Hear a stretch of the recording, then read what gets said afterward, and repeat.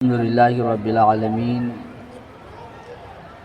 والعاقبۃ للمتقین والصلاة والسلام علی سید الانبیاء والمرسلین وعلی آلہ واصحابہ الطیبین الطاہرین اما بعد فاعوذ باللہ من الشیطان الرجیم بسم اللہ الرحمن الرحیم قد افلح من تزکى وذکر اسم ربه فصلى صدق اللہ العظیم۔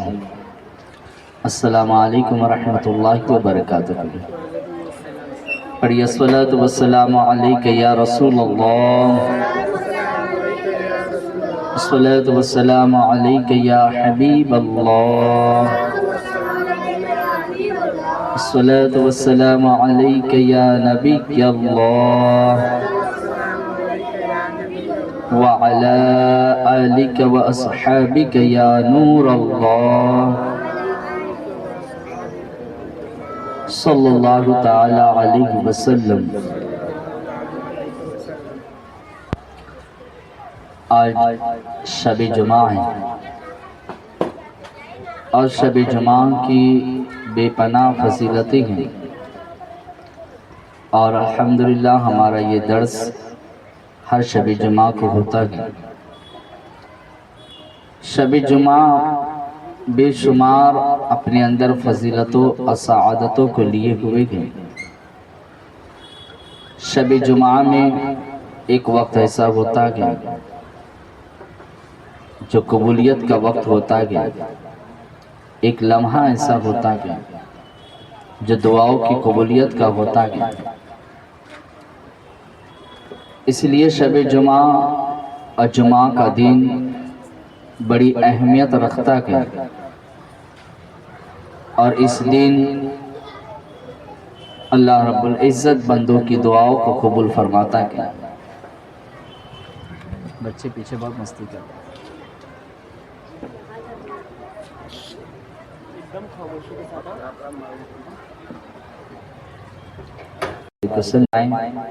اپنے حبیب کے صدقے میں اللہ ہم سب کو یہ محفل ہمارے لیے قیامت کے دن نجات کا ذریعہ بنائے۔ میرے پیارے آقا صلی اللہ تعالی علیہ وسلم کے پیارے دیوانوں، کامیاب انسان کی 3 علامتیں جو قرآن نے بیان فرمائی، اس کے حوالے سے آپ گفتگو سماعت کر رہی ہیں، جس میں ہمارا آخری عنوان ہے نماز۔ نماز کی اہمیت، نماز کا مقام، نماز کا مرتبہ، نماز کی فضیلتیں، نماز کی حکمتیں بے شمار ہیں۔ اللہ رب العزت نے نماز جیسا عظیم تحفہ اپنے بندوں کو عطا فرما کر اپنی بندگی کرنے کا اپنے بندوں کو موقع عطا فرمایا۔ میرے پیارے آقا کے پیارے دیوانوں، نماز کی اہمیت کو سمجھنا ہے تو یوں سمجھ لو کہ بے شمار عبادتیں اللہ رب العزت نے نازل فرمائی۔ زکوٰۃ کا حکم دیا، حج کا حکم دیا، اور دیگر عبادتوں کا حکم دیا، قربانی کا حکم دیا، صدقات و خیرات کا حکم دیا، بندگی کا حکم دیا، غریبوں کی مدد کا حکم دیا، بیواؤں کا سہارا بننے کا حکم دیا، یتیموں کے سر پر ہاتھ پھیرنے کا حکم دیا۔ بے شمار عبادتوں کا حکم اللہ رب العزت نے بندوں کو عطا فرمایا، لیکن آپ دیکھیں یہ ساری عبادتیں جو اللہ رب العزت نے نازل فرمائی، یہ سب کچھ زمین پر عطا کی گئی۔ حج زمین پر فرض ہوا، زکوٰۃ زمین پر واجب ہوئی، اور دیگر ماہ رمضان کے روزے یہ بھی زمین پر نازل ہوئے، اور دیگر عبادتیں جتنی بھی اللہ رب العزت نے اپنے بندوں پر فرض فرمائی، وہ ساری چیزیں اللہ رب العزت نے روئے زمین پر عطا فرمائی۔ کبھی مکے کی سرزمین پر، کبھی مدینہ پاک کی سرزمین پر اللہ رب العزت نے اپنے محبوب پاک صلی اللہ علیہ وسلم کے ذریعے یہ تمام عبادتیں اپنے بندوں کو عطا فرمائی۔ لیکن جب باری نماز کی آئی تو اللہ رب العزت نے نہ نماز مکے میں نازل فرمائی نہ نماز مدینے میں نازل فرمائی۔ اللہ رب العزت نے جب نماز کا حکم دینا ہوا تو اپنے محبوب کو اپنے قرب خاص میں بلایا، اپنے محبوب کو زمین سے آسمان کی طرف بلایا، آسمان کی سیر کروائی، جنت و دوزخ کی سیر کروائی، اور اس کے بعد اپنے قرب خاص میں بلا کر سدرۃ المنتہا سے پار کرا کر اپنے قرب میں بلا کر کے اپنا دیدار کرا کر کے اپنے محبوب کو نماز جیسا تحفہ عطا فرمایا۔ میرے پیارے آقا کے پیارے دیوانوں، جو چیز جتنی زیادہ اہم ہوتی ہے وہ اتنی ہی زیادہ خاص ہوا کرتی ہے، اور اسے اسی طریقے سے خاص مقام پر ہی دیا جاتا ہے۔ آپ اندازہ لگائیں، نماز کی اہمیت کو اللہ رب العزت نے ضائع ہونے نہیں دیا، بلکہ اس کے مقام اور مرتبے کو اپنی جگہ برقرار رکھنے کے لیے اپنے بندوں کو یہ پیغام دیا کہ جو نماز جیسا تحفہ ہم تمہیں عطا کر رہے ہیں، یہ کوئی معمولی عمل نہیں ہے، بلکہ یہ اللہ کے نزدیک اتنا پسندیدہ عمل ہے کہ اللہ نے اسے روئے زمین پر نازل نہیں فرمایا، بلکہ اللہ نے آسمان پر اپنے محبوب کو شب معراج میں بلا کر کے اپنے محبوب کو اپنے بندوں کے لیے تحفہ عطا فرمایا۔ میرے پیارے آقا کے پیارے دیوانوں، نماز 50 وقت کی ہم پر فرض ہوئی تھی، لیکن موسیٰ علیہ السلام کے اصرار پر آقا کریم صلی اللہ علیہ وسلم نماز کو کم کراتے رہے، یہاں تک کہ 5 وقت کی نماز پہنچ گئی۔ اس کے بعد جب اللہ کے حبیب صلی اللہ علیہ وسلم 5 وقت کی نماز لے کر کے واپس تشریف لے جا رہے تھے تو اللہ رب العزت نے ارشاد فرمایا، اے محبوب، جب تم ہماری بارگاہ میں آئے تھے تو ہم نے 50 وقت کی نماز تمہیں عطا فرمائی تھی، لیکن تم کم کراتے رہے اور 5 وقت کی نماز لے کر کے جا رہی ہو۔ لیکن اپنے بندوں سے کہہ دینا، جو بھی میرا بندہ خشوع و خضوع کے ساتھ میں میری رضا کے لیے 5 وقت کی نماز ادا فرمائے گا، ہم اسے 50 وقت کی نماز کا ثواب عطا فرمائیں گے۔ میرے پیارے آقا کے پیارے دیوانوں، نماز بے شمار فضیلتوں کا حامل ہے، نماز بے شمار برکتوں کا ذریعہ ہے، نماز بے شمار فضیلتوں کا ذریعہ ہے، نماز اپنے اندر بے شمار فضیلت رکھتی ہے، نماز اللہ کو بے پناہ پسند ہے، نماز مصطفیٰ جان رحمت صلی اللہ علیہ وسلم کی آنکھوں کی ٹھنڈک ہے، نماز مومنوں کی معراج ہے، نماز دین کا ستون ہے۔ جس نے نماز کو قائم کیا اس نے دین کے ستون کو قائم کیا، اور جس نے نماز کو چھوڑ دیا اس نے دین کے ستون کو ڈھا دیا۔ نماز مصطفیٰ جان رحمت کی آنکھوں کی ٹھنڈک ہے، جس نے نماز ادا فرمائی اس نے مصطفیٰ کی آنکھوں کو ٹھنڈک پہنچائی۔ آقا فرماتے ہیں، الصلاۃ المعراج المؤمنین، نماز مومنوں کی معراج ہے، کامیابی کا ذریعہ ہے، کامرانی کا ذریعہ ہے۔ گویا جو بندہ نماز ادا کرتا ہے اللہ اسے کامیابی عطا فرماتا ہے، اللہ اسے کامرانی عطا فرماتا ہے، اللہ اسے عروج عطا فرماتا ہے، اللہ اسے بلندی عطا فرماتا ہے، اللہ اسے عزت عطا فرماتا ہے۔ آپ دیکھیں، ہم جب نماز کا آغاز کرتے ہیں تو اللہ اکبر کہہ کے نماز کو شروع کرتے ہیں، لیکن جب ہم نماز کو مکمل کرتے ہیں تو بیٹھ کر کے سلام پھیر کر کے ہم نماز کو مکمل کرتے ہیں۔ آپ اندازہ لگائیں، کبھی یہ سوال آپ کے ذہن میں آیا کہ آخر ہم ایسا کیوں کرتے ہیں؟ جب نماز ہم شروع کر رہے ہیں کھڑے ہو کر کے کر رہے ہیں، اور نماز جب مکمل کر رہے ہیں تو بیٹھ کر کے کیوں کر رہے ہیں؟ آخر وجہ کیا ہے؟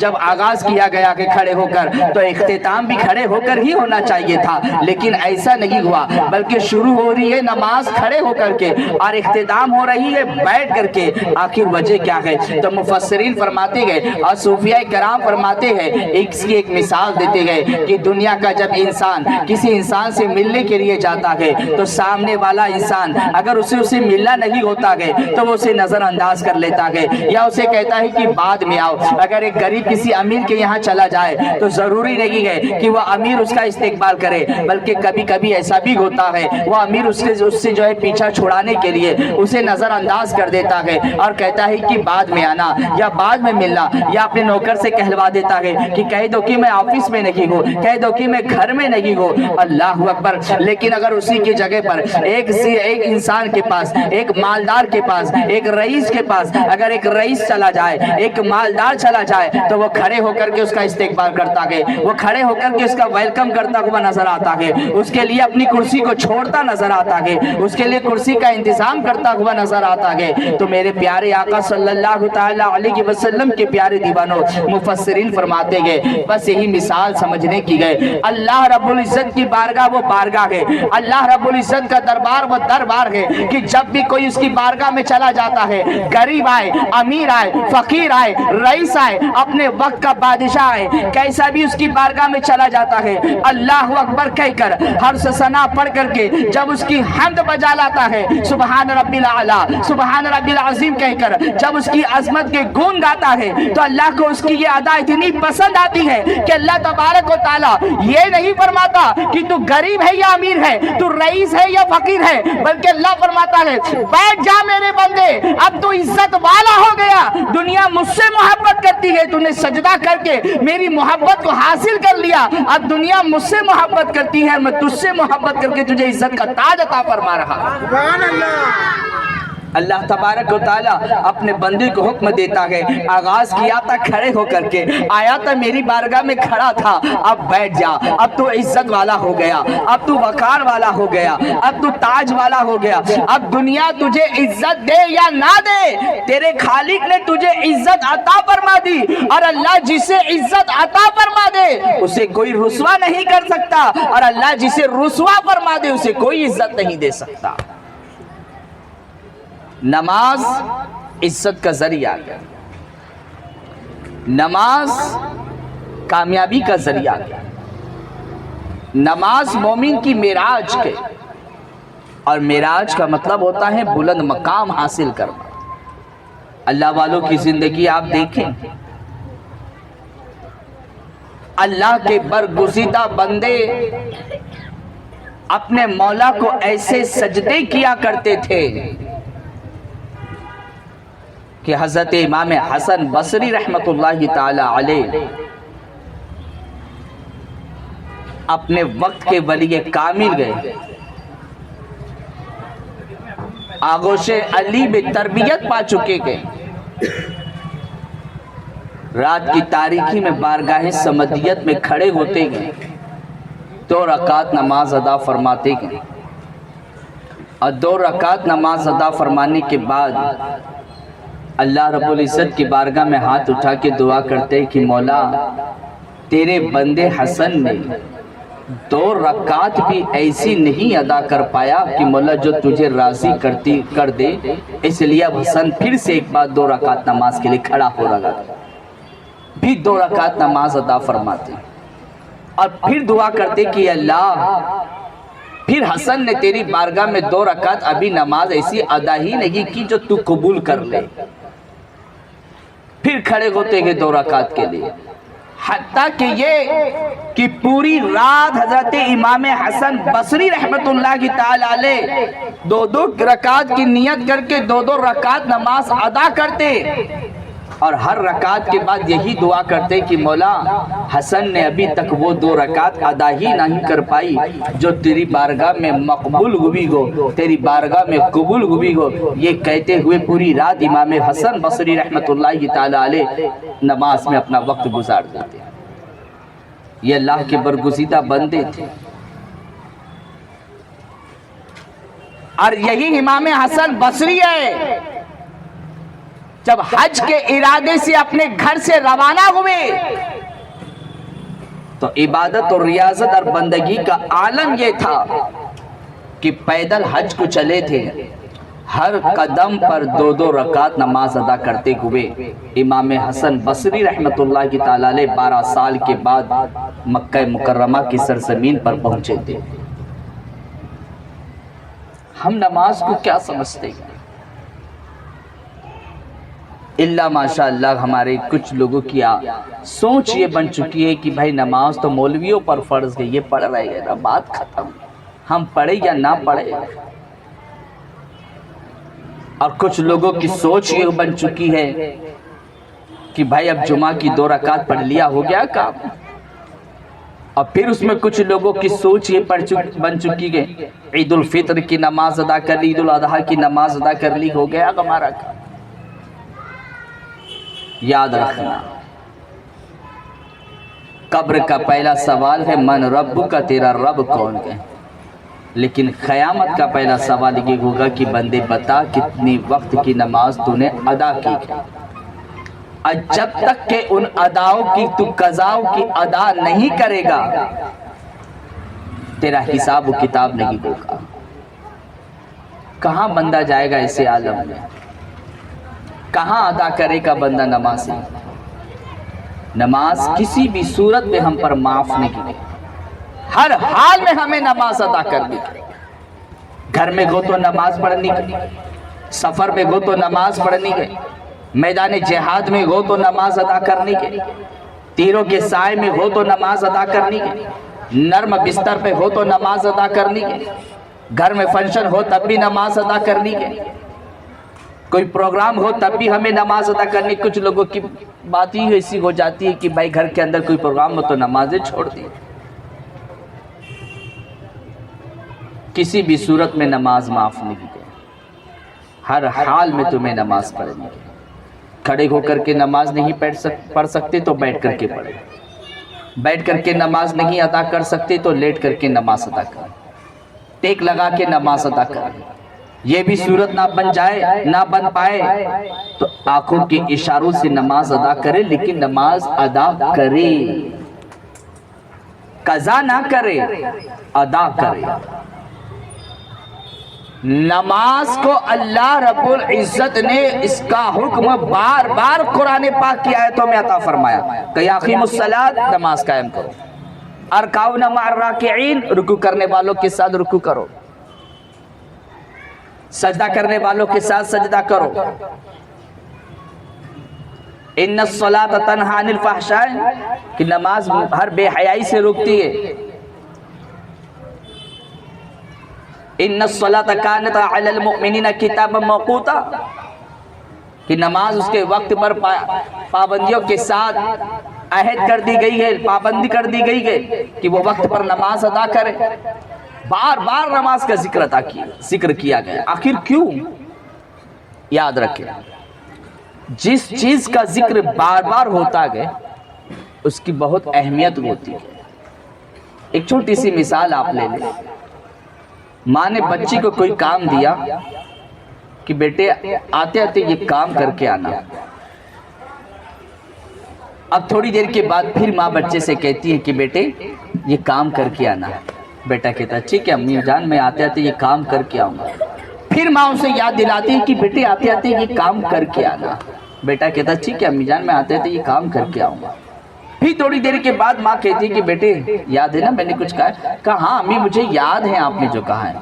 پھر تھوڑی دیر کے بعد ماں کہتی ہے بیٹے بھول مت جانا، کہا نہیں امی مجھے یاد ہے میں نہیں بھولوں گا۔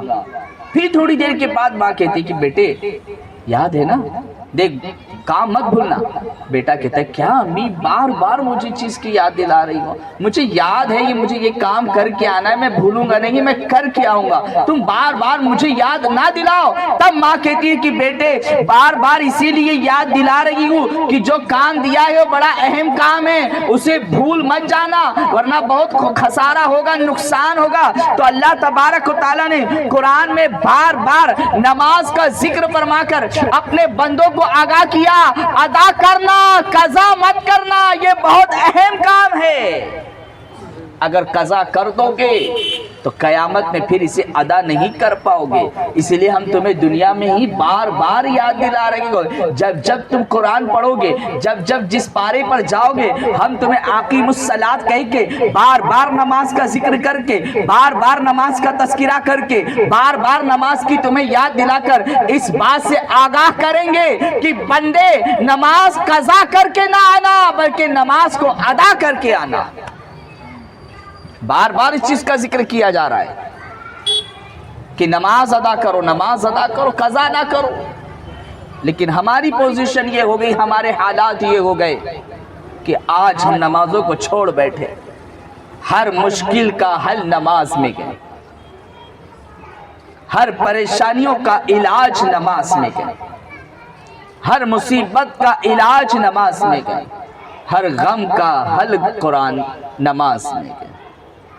اللہ کے برگزیدہ بندوں کا حال یہ ہوتا جب بھی کوئی مشکل پیش آتی تو وہ بارگاہ سبدیت میں کھڑے ہو جاتے. خود آقا کریم صلی اللہ علیہ وسلم جب بے چین ہوتے، بے قرار ہوتے، اللہ کے حبیب صلی اللہ علیہ وسلم کو جب کوئی ٹینشن ہوتا تو اللہ کے حبیب صلی اللہ علیہ وسلم حضرت بلال حبشی کو بلاتے اور فرماتے ارحینا بالصلاۃ بلال، اے بلال نماز کے لیے اذان دو، میں نماز پڑھ لوں تاکہ میرا ٹینشن ہلکا ہو جائے، میری بے چینی اور میری بے قراری ہلکی ہو جائے.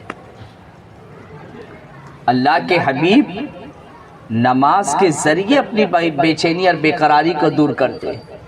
آج انسان گناہوں میں بے چینی اور بے قراری کا علاج تلاش کر رہا ہے. ذرا سی ٹینشن ہو گیا، میاں چلے سنیما ہال، 3 گھنٹہ بیٹھ کر کے آگے، کہا چلو ٹینشن ہلکا ہو جائے. ذرا سی پریشانی آ گئی تو چلے گناہوں کے اڈوں پر. ذرا سی دل بے قرار ہو گیا، چلے بے حیائی کے اڈوں پر. ذرا سی کوئی ٹینشن گھر میں ہو گیا تو چلے برائیوں کے دلدل میں. اندازہ لگاؤ تاجدار کائنات ارواحنا فدا صلی اللہ تعالی علیہ وسلم اپنی بے چینی اور بے قراری کا علاج نماز میں ڈھونڈ رہے گئے، اور امت کا حال یہ ہے کہ امت نماز میں آ کر کے اپنی پریشانی اور اپنی مصیبت کا علاج تلاش کرنے کی بجائے یہ امت آج گناہوں میں اپنا علاج تلاش کر رہی ہے. کامیابی نماز میں، کامیابی نماز میں. کوفہ کی سرزمین پر ایک کولی رہا کرتا تھا، لوگوں کا مال یہاں سے وہاں پہنچاتا تھا. غور سے سنیں اس واقعے کو آپ.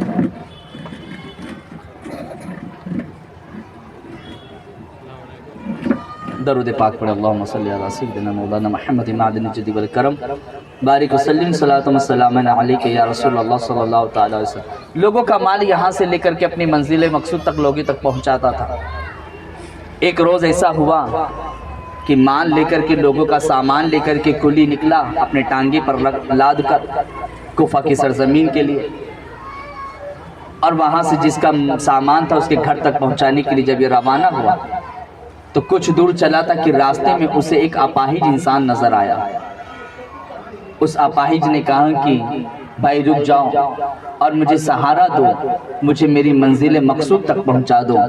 اس کولی نے کہا کہ آپ کہاں جائیں گے؟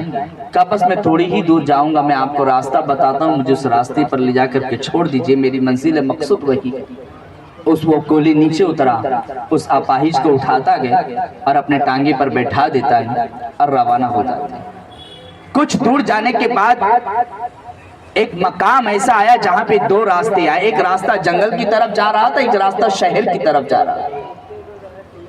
تو اس اپاہج نے کہا کہ ارے بھائی ٹانگے والے کام کرو، یہ راستہ اس جنگل کی طرف سے جو راستہ ہے اس راستے پر اپنے ٹانگے کو چلا دو.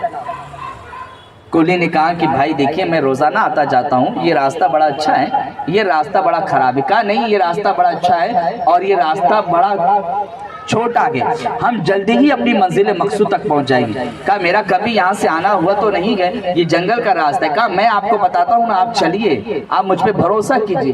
یہ کہہ کر وہ ٹانگا جنگل کی طرف روانہ کر دیا. اب کچھ دور چلا تھا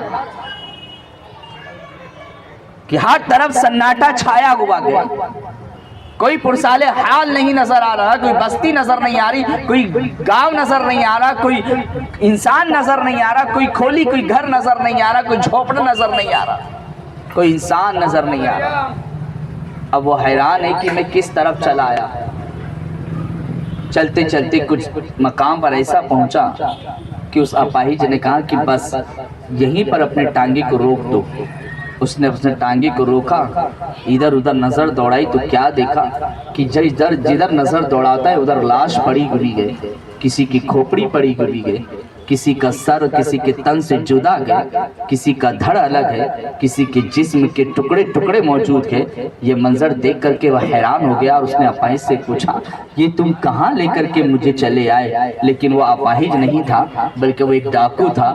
اپاہج جیسی اس نے شکل بنا کر کے اسے دھوکہ دینا چاہتا تھا. وہ ٹانگے سے نیچے اترتا ہے، کھڑا ہو جاتا ہے اور اپنی تلوار نکالتا ہے اور اسے کہتا ہے کہ سب نیچے اتر اور جتنا مال ہے میرے حوالے کر دے. اس نے کہا کہا کہ دیکھو یہ لوگوں کی امانت ہے اور میں لوگوں کی امانت ان کی منزل مقصود تک پہنچاتا ہوں، میرے پاس جو کچھ ہے وہ تم لے لو لیکن کسی کی امانت میں خیانت نہ کرنے دو۔ اس نے کہا نہیں، مجھے مال بھی چاہیے، تیرے پاس جو ہے وہ بھی چاہیے اور جو تو لے کر کے جا رہا ہے وہ بھی چاہیے اور اس کے ساتھ ساتھ تیری جان بھی مجھے چاہیے۔ اس نے کہا مال بھی لے رہے ہو، لوگوں کا سامان بھی لے رہے ہو، پھر جان تو بخش دو، مجھے تو چھوڑ دو۔ کہا نہیں، اگر میں تجھے چھوڑ دوں گا تو تو جا کر کے سارے کلیوں کو بتا دے گا کہ اس راستے سے نہ جانا، یہاں پر ایک اپاہج بیٹھا ہوا رہتا ہے اور وہ ڈاکو ہے، اس لیے میں یہ غلطی کبھی نہیں کروں گا، میں تیرا مال بھی لے لوں گا اور میں تیری جان بھی لے لوں گا۔ یہ کہہ کر وہ تلوار نکالتا ہے اور اللہ اکبر یہ رونے لگتا ہے، گریوساری کرنے لگتا ہے۔ تو ڈاکو کہتا ہے اگر آخری وقت میں تیری کوئی تمنا ہے تو بتا دے تاکہ وہ تیرے مرنے کے بعد پوری کر دی جائے۔ وہ کہتا ہے 2 رکعت نماز پڑھنے کا موقع دے دو، میں 2 رکعت نماز ادا کرنا چاہتا ہوں۔ ڈاکو نے کہا جا پڑھ لے، تجھ سے پہلے بھی جتنے آئے تھے سب نے یہی کہا تھا کہ 2 رکعت نماز پڑھنے کا موقع دے دو، لیکن ان کی نماز ان کے کام نہ آ سکی، جا تو بھی نماز ادا کر لے، تو بھی 2 رکعت نماز ادا کر لے۔ اب یہ کلی بارگاہ سعودیت میں کھڑا ہو جاتا ہے، آنکھوں سے آنسو جاری ہوتے گئے۔ یاد رکھنا عہد و بات جو دل سے نکلتی ہے اثر رکھتی ہے پر نہیں طاقت پرواز مگر رکھتی ہے۔ آج ہم دعائیں کر رہے ہیں لیکن بارگاہ سمدیت میں اگر آج ہماری دعائیں قبول نہیں ہو رہی ہے تو ہم اپنے آپ کو ٹٹول کر کے دیکھیں، وہ زبان سے مانگ رہے ہیں یا دل سے مانگ رہے ہیں؟ ہم دعائیں تو کر رہے ہیں لیکن کیا دل مطمئن ہے کہ نہیں ہے؟ ایک طرف بارگاہ سمدیت میں دعا کرتے گئے اور دوسری طرف قبولیت کے بارے میں یہ یقین نہیں رکھتے، ہم یہ سوچ میں رکھتے ہیں قبول ہوگی یا نہیں ہوگی، ہوگی یا نہیں ہوگی، ہوگی یا نہیں ہوگی۔ لیکن جو دعا دل کی گہرائیوں سے مانگی جائے، اللہ رب العزت پر توکل رکھ کر کے مانگی جائے بارگاہ سمدیت میں، وہ دعا ضرور قبول ہوتی ہے، چاہے وہ زبان سے نکلے یا دل سے نکلے۔ لیکن جس پر توکل نہ ہو، جس پر بھروسہ نہ ہو اور جس کے بارے میں شک و شبہات ہو، ایسی دعائیں کبھی بارگاہ سمدیت میں قبول نہیں ہوتی۔ اس کولی نے 2 رکعت نماز کی نیت کر کے نماز ادا کر لی۔ نماز ادا کرنے کے بعد جب سلام پھیرتا ہے تو کیا دیکھتا ہے؟ وہ اپاہج ڈاکو جو تھا جو سر پر اس کے تلوار لیے کھڑا ہوا تھا، اس کا سر جو ہے اس کے تن سے جدا ہے، ایک طرف اس کا دھر پڑا ہوا ہے، ایک طرف اس کی گردن پڑی ہوئی ہے، یہ اس کا ایک طرف سر پڑا ہوا ہے۔ یہ منظر دیکھ کر کے وہ حیران ہو جاتا ہے اور پھر سجدے میں چلا جاتا ہے۔ اس کے بعد سجدے سے سر اٹھاتا ہے تو کیا دیکھتا ہے؟ ایک نقاب پوش انسان جو ہے گھوڑے پہ سوار ہے اور اس کے ہاتھوں میں تلوار ہے۔ یہ منظر دیکھ کر کے وہ حیران ہو جاتا ہے، جا کے قدموں میں لپٹ جاتا ہے، حضور آپ کون ہے؟ آپ اس پرسان حال میں میرا تو کوئی نہ تھا، اس جنگل میں آپ آئے کہاں سے؟ آپ ہے کون؟ آخر بتائیے تو صحیح، اور پھر آپ نے یہ جو اس کا حال کیا آخر کیا کس وجہ سے کیا؟ تو اس نقاب پوش انسان نے کہا ارے نادان، تو نے مجھے پہچانا نہیں، میں تو تیری نماز ہوں، میں تو تیری بندگی ہوں، میں تو تیرے سجدے ہوں، جو سجدہ تو اللہ کی رضا کے لیے کرتا تھا وہ سجدہ ہوں میں۔ اللہ نے مجھے حکم دے دیا ہے جا، آج تیرے یار کی جان کی باری آئی ہے، جا کر کے اپنی یار کی جان بچا لے اور اسے یقین دلا دے کہ جو لوگ اللہ کی رضا کے لیے نماز ادا کرتے ہیں اللہ ان بندوں کو کبھی مایوس نہیں فرماتا اور مشکل وقت میں اللہ کبھی ان کا ساتھ نہیں چھوڑا کرتا۔ نماز ہر مشکل حل کا علاج ہے، یہ نماز مصیبتوں میں کام آنے والا عمل ہے، لیکن ہم نے اسی نماز کو چھوڑ دیا۔ 2 رکعت نماز پڑھنے کے لیے جمعہ میں آتے، اس میں بھی حال یہ ہوتا ہے کہ آخری میں بیٹھیں گے، گھر سے نکلیں گے جب امام صاحب خطبے کے لیے منبر رسول پر جلوہ گر ہو۔ یاد رکھنا جمعہ کی جب اذان ہوتی ہے تو آسمان سے فرشتے زمین پر آتے ہیں اور مسجد کے دروازے پر بیٹھ جاتے ہیں۔ جو شخص سب سے پہلے مسجد میں داخل ہوتا ہے اس کا نام اس کے باپ کے نام کے ساتھ میں اپنے رجسٹر پہ لکھ لیتے ہیں، اور جیسے ہی امام خطبے کے لیے کھڑا ہوتا ہے منبر رسول پر جاتا ہے تو وہ فرشتے اپنا رجسٹر بند کر دیتے ہیں، اور اس کے بعد جو لوگ آتے ہیں، جو آج ہمارے لوگوں کا حال ہو گیا ہے کہ خطبے کے لیے امام صاحب حاضر ہوتے ہیں تو تب وہ اپنے گھروں سے نکلتے ہیں، وضو بنا رہے ہوتے ہیں اور پورا خطبہ یوں ہی چھوڑ دیتے ہیں، تو یہ فرشتے اپنا رجسٹر اس وقت بند کر دیتے جب امام خطبے کے لیے ممبر پر جاتا ہے، اور یہ فرشتے بھی ہاتھ باندھ کر خطبہ سنتے، کیونکہ خطبہ سننا واجب ہوتا ہے۔ اس وقت تم کوئی کام نہیں کر سکتے، تمہیں خطبہ سننا واجب ہے، لیکن ہم چھوڑ دیتے گئے۔ انشاءاللہ عمرہ سے آنے کے بعد میں نماز سے جمعہ کے دن کی کیا پوری فضیلتیں ہیں، اور جمعہ کی نماز کی کیا اہمیت ہے، اور جمعہ کی نماز میں جو لوگ مسجد میں خطبے سے پہلے جاتے ہیں اور جو لوگ اذان سے پہلے چلے جاتے ہیں اور جو لوگ خطبے کے بعد آتے ہیں، ان کے بارے میں کیا حکم قرآن اور حدیث نے دیا، اور جو لوگ خطبے سے پہلے مسجد میں پہنچ جاتے ہیں، جمعہ کی اذان اول اذان سننے کے بعد جیسے ہی مسجد کے لیے دوڑ پڑتے ہیں، ان کی فضیلت قرآن نے کیسی بیان کی، اور اللہ کے رسول صلی اللہ علیہ وسلم نے ان لوگوں کے لیے کیا بشارتیں عطا فرمائی۔ انشاءاللہ عمرہ سے آنے کے بعد زندگی رہی اور انشاءاللہ ملاقات ہوئی تو اس عنوان پر گفتگو ہوگی۔ تو ہماری تقریر کا جو عنوان تھا وہ تھا نماز اور کامیاب انسان۔ تو کامیاب انسان کون ہے؟ قرآن نے کہا قد افلح من تزکا وذکر اسم ربہ فصلی۔ کامیاب وہ ہے جس نے اپنے دل کو ستھرا کیا، گناہوں سے پاک کیا، نماز کی پابندی کی، اور اٹھتے بیٹھتے اللہ کا ذکر کرتا رہا۔ اور یہ تینوں چیزوں پہ آپ نے گفتگو کو سماعت کر لیا۔ نماز کی گفتگو اگر کی جائے تو زندگی مکمل ہو جائے گی، لیکن نماز کی عظمت کبھی ختم ہونے والی نہیں ہے۔ لیکن بس اتنی ہی باتوں سے بس اتنا ہی بندہ سمجھ لے کہ کافر اور مومن کے بیچ میں کوئی فرق ہے تو نماز کا۔ اس سے زیادہ مومنوں کو اور عقل والوں کو بتانے کی ضرورت نہیں ہے۔ جو عقل والے ہوں گے وہ سمجھ جائیں گے، اور جو عقل والے نہیں ہوں گے وہ کچھ بھی کہہ دو تو ان کے دماغ میں بیٹھنے والی نہیں ہے بات۔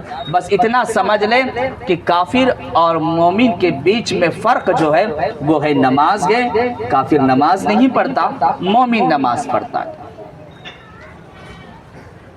پاگل نماز نہیں پڑھتا، عقل والا نماز پڑھتا ہے۔ مردہ نماز نہیں پڑھتا، زندہ نماز پڑھتا ہے۔ یہ باتوں کو اپنے ذہن میں رکھے اور اپنے آپ کو ٹٹولے، اپنا محاسبہ کرے کہ ہم نے اپنے آپ کو کہاں بٹھا کر کے رکھا ہے، ہم کن لوگوں کی صفوں میں بیٹھے ہوئے گئے اور ہمارا شمار کن لوگوں میں ہو رہا ہے۔ اللہ رب العزت ہم سب کو نماز پنجگانہ کی توفیق عطا فرمائے، 5 وقتہ نماز با جماعت ادا کرنے کی توفیق عطا فرمائے۔ اللہم صلی علی سیدنا مولانا محمد معدن الجود والکرم وبارک وسلم۔ صلاۃ و سلام علیک یا رسول اللہ صلی اللہ تعالی علیہ وسلم۔ مولا کریم ہم نے جو بھی کچھ سیکھا اس پہ عمل کی توفیق عطا فرما، سننے سنانے میں کسی قسم کی غلطیاں خامیوں سے معاف فرما۔ مولا 5 وقتہ نماز با جماعت مسجد میں جا کے ادا کرنے کی توفیق عطا فرما۔ ہماری پیشانیوں میں سجدوں کی تڑپ پیدا فرما، ہماری پیشانیوں میں سجدوں کی تڑپ پیدا فرما۔ خلوص کے ساتھ، خشوع کے ساتھ تیری رضا کی خاطر، تیری رضا کے لیے تیری بندگی کی توفیق عطا فرما۔ ہر قسم کی ریاکاری دکھاوے سے ہماری حفاظت فرما۔ وصلی اللہ تعالی علی خیر خلقہ نور عرشہ محمد والی صحابی اجمعین برحمتک یا ارحم الراحمین۔ ایک اعلان، عطائے غریب نواز کا 10واں سالانہ عظیم الشان سنی اجتماع 29-30 دسمبر کو وادی چشت، ابو سفیان گراؤنڈ، گوہر کمپاؤنڈ، امن منزل کے آگے، کے جی این چوک کے آگے، شانتی نگر بھیونڈی میں منعقد کیا گیا ہے۔ جمعرات کو 29 دسمبر کو جمعرات بعد نماز ظہر سے رات 11 بجے تک خواتین کا اجتماع ہوگا، اور بروز جمعہ 30 دسمبر بعد نماز جمعہ سے رات 11 بجے تک مرد حضرات کا اجتماع ہوگا۔ اس اجتماعات میں تربیت ہوگی، سنت رسول بتائی جائے گی، دعائیں یاد کرائی جائے گی، مسائل سے آپ کو آگاہ کیا جائے گا، علماء کرام کے بیانات ہوں گے، مبلغین کی نعتیں ہوگی، مبلغین کے بھی بیانات ہوں گے۔ تو میری آپ سے گزارش ہے، اور آخر میں انشاءاللہ ذکر الہی اور دعا پر پروگرام اختتام پذیر ہوگا۔ 29 دسمبر کے لیے بھی آپ کو تیاری کرنی ہے، اپنے گھر کی خواتین کو، اپنی ماں بہنوں کو خود آپ کو اجتماع تک لے جانا ہے، لا کر کے چھوڑنا ہے، اور وہاں سے گھر واپس لے کر کے آنا ہے۔ 30 دسمبر کے لیے آپ جمعہ کی نماز پڑھ کے کھانا کھانا کھا کے فوراً آپ اجتماع گاہ کے لیے روانہ ہو جائیں گے، اجتماع میں تشریف لائیں گے۔ یاد رکھو قرآن کہتا ہے فاستبقوا الخیرات، نیکی میں ایک دوسرے سے آگے بڑھنے کی کوشش کرو۔ تو سب سے پہلے جو اس میدان میں پہنچے گا، وادی چشت میں پہنچے گا، گویا کہ اس نے قرآن کی اس آیت پہ عمل کیا، فاستبقوا الخیرات، نیکیوں میں ایک دوسرے سے آگے بڑھنے کی کوشش کرو۔ اس دعوت کو آپ لوگوں تک پہنچائیں۔ آپ کی دعوت پر جتنے بندے اس پروگرام میں حاضر ہوگے تو انشاءاللہ تعالی وہ جب تک وہاں بیٹھے رہیں گے، سنتے رہیں گے، اور ان کی زندگی میں اگر انقلاب پیدا ہوا، یا وہ جتنے وقت کی نماز وہاں ادا کریں گے، جتنے سجدے وہ کریں گے، جو ثواب انہیں دیا جائے گا وہ ثواب آپ کے بھی اعمال میں درج کر دیا جائے گا۔ تو اس اعلان کو آگے پہنچائیں، خود بھی آئے اور لوگوں کو بھی لانے کی کوشش کریں۔ السلام علیکم ورحمۃ اللہ وبرکاتہ۔